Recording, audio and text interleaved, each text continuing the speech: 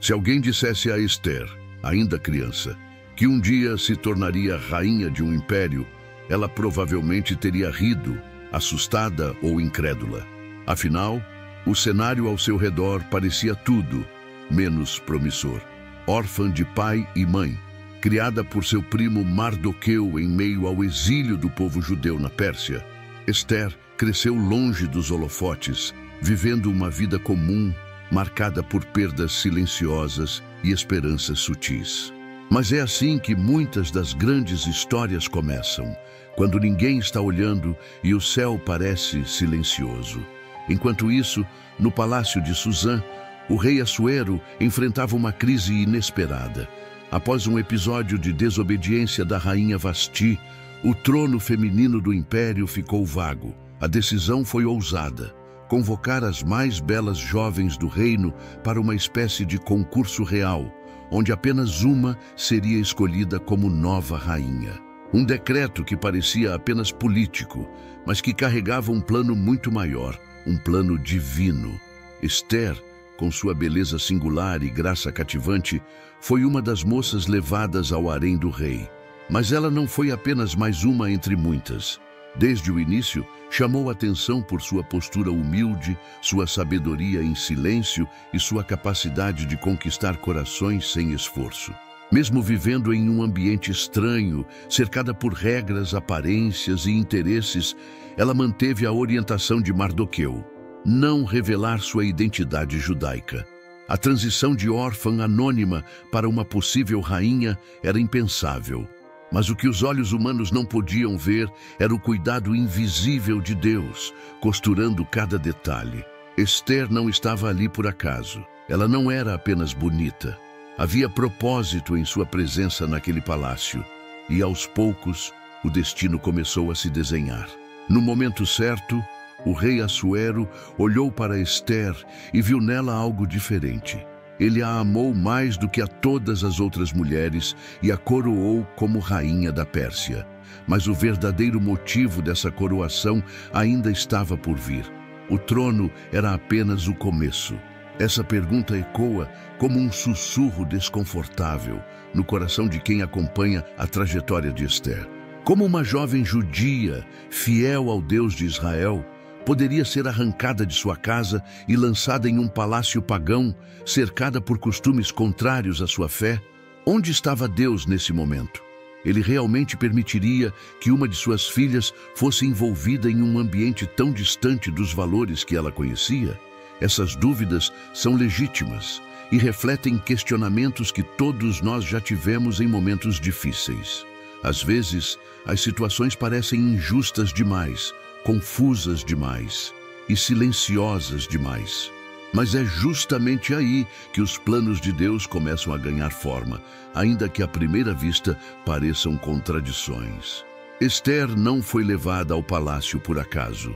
A aparência de desvio era, na verdade, um redirecionamento. O que parecia ser apenas mais uma ação política do rei Assuero era, na verdade, o início de uma estratégia celestial. Deus não age apenas nos altares. Ele também movimenta peças em palácios, nas sombras do poder, nos bastidores da história. Dentro do harém, Esther não perdeu sua essência. Mesmo cercada por símbolos persas, ela carregava dentro de si a identidade do povo de Deus, ainda que escondida por um tempo. E foi justamente esse segredo que se tornaria mais tarde uma das armas mais poderosas da salvação do seu povo. A presença de Esther no palácio não era sinal de abandono, mas de posicionamento. Deus a colocou no lugar exato, na hora exata, para um propósito que ninguém ainda podia entender. É curioso como os caminhos de Deus frequentemente passam por terrenos inesperados.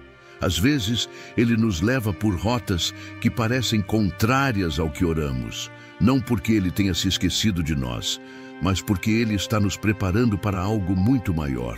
Com Esther não foi diferente. Ela não estava apenas no palácio de um rei pagão. Ela estava no centro do plano de um Deus soberano. A busca por uma nova rainha não era apenas um capricho do rei Assuero. Ela carregava implicações políticas, culturais e até espirituais. O Império Persa, vasto e cheio de diversidade, precisava de uma figura que representasse estabilidade e influência ao lado do trono. O rei queria alguém bela, sim, mas também encantadora, discreta, sábia.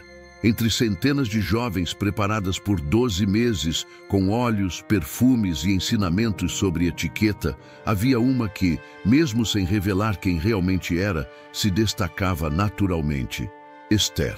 Mas por que justamente ela? O que havia em Ester que os olhos humanos conseguiam admirar, mas que os olhos de Deus já haviam escolhido muito antes? O texto bíblico diz que Ester alcançou favor perante todos que a viam.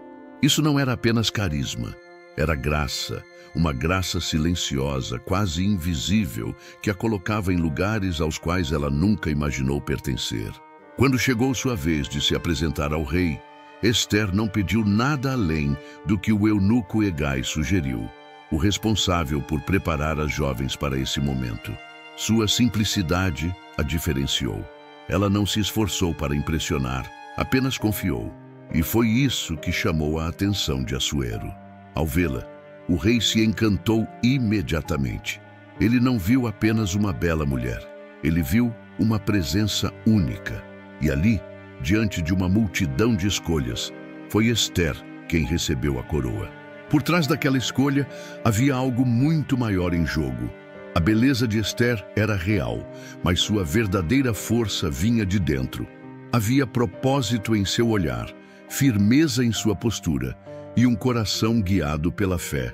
A seleção feita por Assuero pode ter parecido aleatória para muitos, mas para Deus foi o cumprimento exato de um plano cuidadosamente traçado. Enquanto Ester vestia as roupas reais e assumia seu novo papel como rainha, ela talvez ainda não compreendesse o porquê de estar ali. Mas o céu já se movia, e a beleza que encantou um rei logo se tornaria a coragem que mudaria o destino de uma nação inteira. Logo após ser coroada, Ester passou a viver no centro do poder, cercada por protocolos, intrigas e olhares atentos. Cada gesto seu era observado, cada palavra medida, mas entre todos os detalhes de sua nova vida, havia um ponto que ela mantinha guardado às 7 chaves: sua origem. Ester era judia, descendente de um povo exilado, e por ordem de Mardoqueu, seu primo e mentor, ela não deveria revelar essa informação a ninguém. Não era uma decisão fácil. Esconder quem ela era exigia vigilância constante. Ester não podia falar sua língua de infância, nem demonstrar publicamente sua fé ou tradições. Era como carregar um baú precioso dentro do peito, trancado e pesado, em meio a um castelo cheio de portas abertas. Qualquer deslize poderia custar tudo: sua posição, sua segurança e, mais tarde, como descobriríamos, o destino do seu povo. Mas havia sabedoria nesse silêncio. Ester compreendia que aquele não era o momento de se expor. Ainda era cedo. Ela precisava entender melhor o ambiente, ouvir com atenção, observar sem pressa e, acima de tudo, confiar que Deus estava ali, mesmo que em segredo, assim como ela. Esse segredo, que poderia ser visto como uma fraqueza, acabou se tornando sua maior carta. Porque quando o inimigo se levantasse, ninguém suspeitaria que a mulher no trono era, na verdade, uma das pessoas que ele desejava destruir. O trono estrangeiro onde Ester se sentava era, para todos os efeitos, o lugar menos provável de se encontrar uma judia. E é justamente aí que Deus age com maestria, plantando sementes onde ninguém esperaria, escondendo a resposta dentro do próprio problema.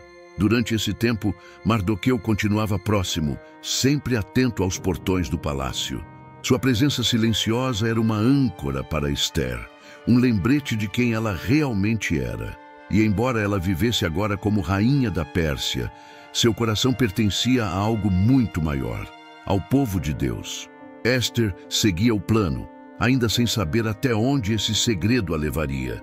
Mas em breve, o tempo de silêncio terminaria, e a identidade escondida se tornaria a chave da libertação. Enquanto Esther aprendia a viver com um segredo, um novo personagem ganhava destaque dentro do palácio. Hamã, o Agagita. Astuto, ambicioso e perigosamente orgulhoso, ele foi elevado pelo rei Assuero a uma posição de altíssima autoridade, tornando-se o segundo homem mais poderoso do império. Sua presença imponente fazia com que todos os servos do rei se curvassem diante dele em sinal de respeito. Todos exceto um, Mardoqueu. Esse pequeno gesto de resistência, vindo de um homem simples que se recusava a adorar qualquer outro além de Deus, acendeu uma chama de ódio no coração de Amã. Mas ele não queria apenas punir Mardoqueu. Seu ego ferido exigia uma resposta muito maior. Amã descobriu que Mardoqueu era judeu e decidiu que a melhor forma de vingança seria eliminar todo o seu povo. Uma resposta desproporcional, cruel, mas que revelava o quanto o coração do inimigo estava corrompido. Com palavras venenosas e argumentos calculados, Hamã foi até o rei e apresentou os judeus como um povo diferente, rebeldes às leis, que traziam instabilidade ao império. Sem saber da verdadeira identidade de Esther e confiando cegamente em seu conselheiro, Assuero deu a Hamã autoridade para agir como quisesse. Assim foi decretado. Em uma data marcada, todos os judeus do reino seriam exterminados, homens, mulheres e crianças, sem exceção. O decreto se espalhou rapidamente, causando desespero entre os judeus. O povo chorava em praças públicas, se cobria de pano de saco e jejuava. Em meio a esse caos, Mardoqueu rasgou suas vestes e foi até os portões do palácio, clamando por uma reação. Ele sabia que a única pessoa com acesso ao rei era Esther, e agora, mais do que nunca, o segredo que ela guardava poderia se tornar a salvação de todos. Mas a situação era delicada. Esther não podia simplesmente ir até o rei. Qualquer um que se aproximasse dele sem ser chamado poderia ser morto, inclusive a rainha. A decisão que estava por vir exigiria coragem, fé e disposição para sacrificar tudo. O palco estava armado e o inimigo já se movia. O som do decreto de morte ecoou como um trovão entre os judeus espalhados pelo império. O que antes era apenas um medo silencioso se transformou em desespero coletivo. Famílias inteiras choravam nas ruas. As roupas de festa foram trocadas por panos de saco. A cidade de Suzã, onde ficava o palácio, foi tomada por um silêncio estranho e pesado, como se a própria esperança tivesse sido aprisionada. Mas em meio à dor, surgiu o clamor. Mardoqueu, devastado com o anúncio, não recuou. Vestiu-se com roupas de lamento, cobriu-se de cinzas e foi até os portões do palácio. Ele não podia entrar naquele estado, mas fez questão de ser visto. Era um grito silencioso de urgência. E por trás daquele gesto havia uma mensagem direta para Esther. O momento havia chegado. O segredo não podia mais ser mantido. Sua posição de rainha era agora sua responsabilidade mais sagrada. Esther soube da situação através de seus servos e mandou roupas para Mardoqueu, tentando amenizar o impacto, mas ele recusou. Em vez disso, enviou uma mensagem clara. Ela precisava ir até o rei e interceder. A resposta inicial de Esther foi humana. Ela temia pela própria vida. Era proibido se apresentar ao rei sem ser chamada. E já fazia 30 dias desde a última vez que ele a havia convocado. Foi então que Mardoqueu escreveu uma das frases mais marcantes de toda a história. Quem sabe se não foi para um momento como este que você chegou à posição de rainha? Era o chamado. Era Deus, através de Mardoqueu, lembrando Esther de que ela estava ali com um propósito. Esther então respondeu com firmeza: peça a todo o povo que jejue por mim durante 3 dias e 3 noites. Nada de comer, nada de beber. Nem ela mesma e suas servas fariam isso. Era o tempo de buscar ao Senhor. O jejum era mais do que um ritual. Era um clamor desesperado por um milagre. Não havia mais estratégias humanas possíveis. Agora era Deus ou nada. Enquanto o povo se quebrantava, o céu se movia em silêncio. E Ester, mesmo com medo, começava a se preparar. A fé estava se tornando ação. 3 dias de jejum, 3 noites de silêncio, onde o som da fome se misturava com o sussurro da oração. O povo judeu, espalhado pelo império, colocou de lado todo o esforço humano e lançou sua esperança nos céus. Ester, trancada em seus aposentos, sentia o peso de cada hora que passava. Não havia garantia de que sobreviveria. Não havia sinal de que o rei a receberia com favor. Tudo o que ela tinha era fé e um povo confiando em sua decisão. Ao final do 3º dia, Ester se levantou. Vestiu suas roupas reais, com a dignidade de uma rainha e a alma de uma serva de Deus. Mas não era apenas um vestido, era sua armadura.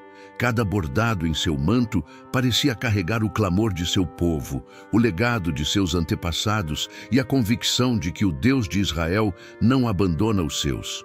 Ela atravessou os corredores do palácio com passos firmes, mas o coração pulsando forte. O salão do trono era imponente.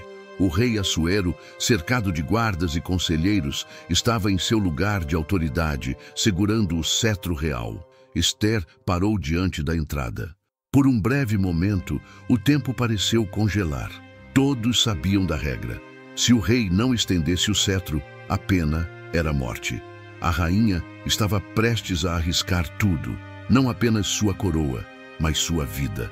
Foi nesse instante, entre a dúvida e a decisão, que ela pronunciou em seu coração as palavras que marcariam sua história: se perecer, pereci. Essa frase não era um grito de derrota, mas de entrega. Ester sabia que obedecer ao chamado de Deus nem sempre significa segurança. Às vezes significa sacrifício, mas também sabia que há momentos em que a fé vale mais do que a própria vida. E naquele instante, o impensável aconteceu. O rei a viu, e com um olhar de surpresa e encanto, estendeu o cetro em sua direção. Ester se aproximou, tocou o cetro e ouviu do rei: "O que deseja, rainha Ester? Até metade do reino lhe darei." As portas estavam abertas. A chance havia sido dada. Agora, ela precisava de sabedoria para agir na hora certa. A guerra ainda não estava vencida, mas a coragem já havia triunfado. Diante da pergunta do rei, Ester não se precipitou. Ela não revelou de imediato a trama de Hamã, nem implorou por sua vida. Em vez disso, fez um convite simples, porém carregado de intenção. Um banquete. Ela pediu que o rei e Amã viessem jantar com ela naquela mesma noite. Assuero aceitou prontamente, curioso com o pedido inusitado. E Amã, tomado pelo orgulho, sentiu-se ainda mais poderoso. Afinal, ser o único convidado ao lado do rei por uma rainha era uma honra que inflava seu ego já corrompido. No banquete, o rei repetiu a pergunta: "O que você deseja, Ester?" Mas mais uma vez, ela recuou. Com sabedoria, pediu que ambos voltassem para um segundo banquete no dia seguinte. Essa pausa não foi hesitação, foi estratégia. Ester sabia que o tempo era parte da resposta de Deus. O intervalo entre os 2 banquetes abriria espaço para que o plano divino continuasse a se desenrolar nos bastidores. Naquela mesma noite, Assuero teve insônia. Coincidência? Não. Ele mandou que lhe trouxessem os registros do reino. E entre os escritos, descobriu que Mardoqueu havia salvo sua vida tempos antes, ao denunciar uma conspiração. Assuero percebeu que nunca tinha recompensado aquele homem. Na manhã seguinte, pediu a Amã que homenageasse Mardoqueu publicamente. Humilhado, Amã teve que conduzir pelas ruas aquele a quem desejava destruir, declarando em voz alta sua honra. O orgulho começou a ruir. Chega então o segundo banquete. O rei insiste: "O que você deseja, Ester? Qual é o seu pedido?" Com o coração firme e a voz segura, Ester se revela. Ela não é apenas uma rainha, é uma judia. E há um homem ali presente que tramou a destruição dela e de todo o seu povo. O clima muda. O rei, furioso, sai do salão. Amã, desesperado, implora por sua vida. Mas o destino já estava selado. Quando Assuero retorna e vê Amã em uma postura comprometedora diante de Ester, manda que ele seja executado, justamente na forca que havia mandado preparar para Mardoqueu. A justiça veio, e veio com força, mas ainda havia um desafio pela frente. O decreto contra os judeus ainda estava em vigor. Amã estava morto, mas o perigo ainda não havia passado. O decreto de morte contra os judeus, assinado em nome do rei e selado com seu anel, continuava válido e inalterável. Na lei persa, um decreto real não podia ser revogado. O império inteiro ainda aguardava o dia marcado para o extermínio. Era como uma espada suspensa sobre o pescoço de um povo inteiro, mesmo depois da queda do inimigo. A vitória parecia incompleta, mas Deus não escreve histórias pela metade. Ester voltou à presença do rei, mais uma vez arriscando a própria vida. Ela caiu aos pés de Assuero, chorando, e implorou misericórdia por seu povo. O rei, tocado por sua sinceridade e coragem, estendeu novamente o cetro. Dessa vez, ele permitiu que Ester e Mardoqueu criassem um novo decreto. Algo ousado, inédito, uma contra-ordem.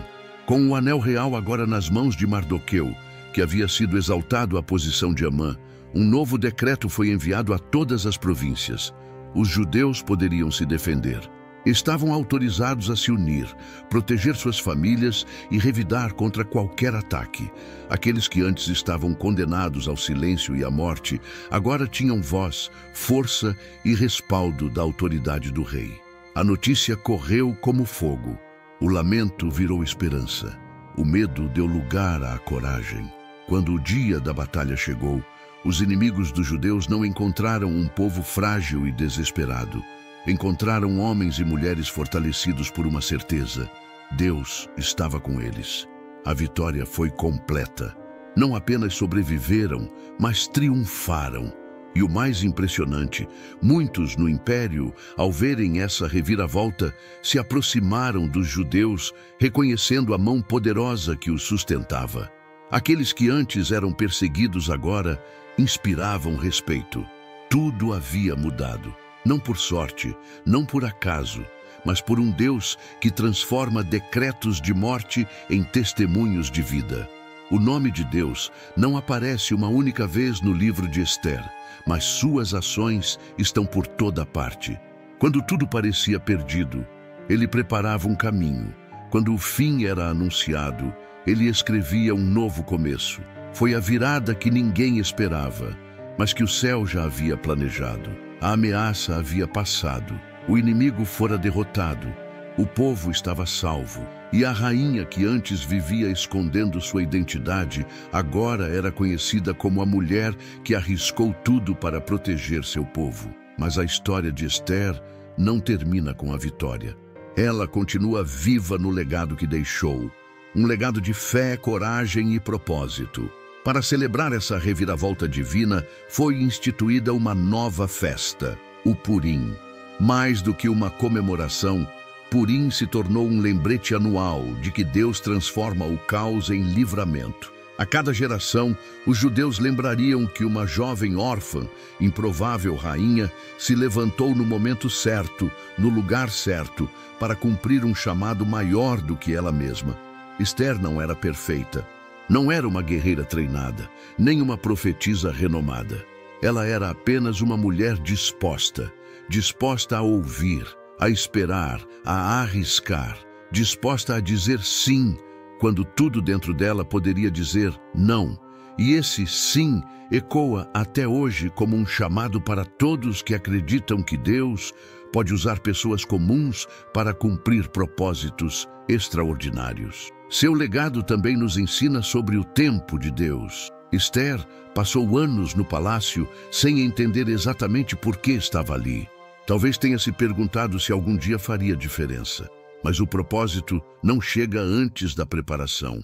E quando chegou o momento, ela estava pronta, com voz firme, coração aberto e coragem nas mãos. Hoje, a história de Ester continua a inspirar vidas. Nos momentos em que sentimos medo, quando parece que não temos força ou quando não compreendemos por que estamos em certos lugares da vida, ela nos lembra. Deus nos posiciona com intenção. Nenhuma porta se abre sem motivo. Nenhuma estação é em vão. Ester mudou o destino de uma nação porque decidiu não fugir do seu chamado. E o mesmo Deus que a levantou continua buscando corações dispostos, porque às vezes tudo o que ele precisa é de alguém que diga: se for preciso, eu vou. Se for difícil, eu enfrento. Se perecer, pereci. Mas com Deus, o fim nunca é perecer, é vencer.